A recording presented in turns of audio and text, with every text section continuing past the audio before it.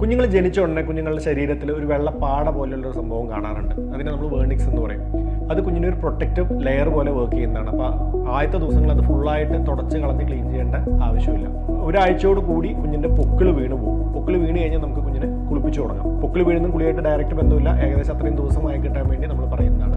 കുളിപ്പിക്കുമ്പോൾ എണ്ണ ഇടാമോ എന്ന് ചിലർ ചോദിക്കാറുണ്ട്. എണ്ണ യൂസ് ചെയ്യാം, വെളിച്ചെണ്ണ ഉപയോഗിക്കാം. ചെറുതായിട്ട് മസാജ് ചെയ്യുന്നതിനും കുഴപ്പമില്ല. പക്ഷേ മസാജ് ചെയ്യുമ്പോൾ മസാജ് ചെയ്യുന്ന ആളും കുഞ്ഞും ഒരുപോലെ ആസ്വദിക്കുന്ന തരത്തിലായിരിക്കണം മസാജ് ചെയ്യുമ്പോൾ കുഞ്ഞ് ഓളിയിട്ട് കരയുകയാണെങ്കിൽ അങ്ങനെ ചെയ്യാതിരിക്കുന്നതാണ് നല്ലത്. കുളിപ്പിക്കുമ്പോൾ സോപ്പല്ല, ഇപ്പോൾ സിഡൻറ്റ് ബാസ് എന്ന് പറയുന്ന സംഭവമാണ് നമ്മൾ കുഞ്ഞുങ്ങൾക്ക് റെക്കമെൻഡ് ചെയ്യുന്നത്. അത് വെച്ചിട്ട് കുഞ്ഞിനെ കുളിപ്പിക്കാം.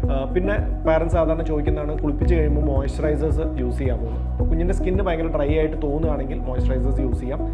2 നേരം 3 നേരമൊക്കെ കുഞ്ഞിന് മോയ്സ്ചറൈസർ യൂസ് ചെയ്യാം. അതുപോലെ ഡ്രൈ സ്കിന്നുള്ള കുഞ്ഞുങ്ങളാണെങ്കിൽ ഒരുപാട് പെർഫ്യൂംഡ് ആയിട്ടുള്ളതൊക്കെ ഒഴിവാക്കി പ്ലെയിൻ ആയിട്ടുള്ളതാണ് യൂസ് ചെയ്യുന്നത് നല്ലത്. പിന്നെ ഒരു സ്ഥിരം കംപ്ലൈൻ്റ് ആണ് ഡയപ്പർ ഏരിയയിൽ റാഷ് വരുന്നത്. ഡയപ്പർ റാഷ് എന്ന് പറയും. ഡയപ്പർ റാഷ് എന്ന് പറയുമ്പോൾ നമ്മൾ മനസ്സിലാക്കേണ്ടത് ഡയപ്പർ ഏരിയയിലുള്ള റാഷിനെയാണ് നമ്മൾ ഡയപ്പർ റാഷ് എന്ന് പറയുന്നത്, അല്ലാതെ ഡയപ്പർ കെട്ടുന്നത് കൊണ്ട് വരുന്നതിനെയല്ല.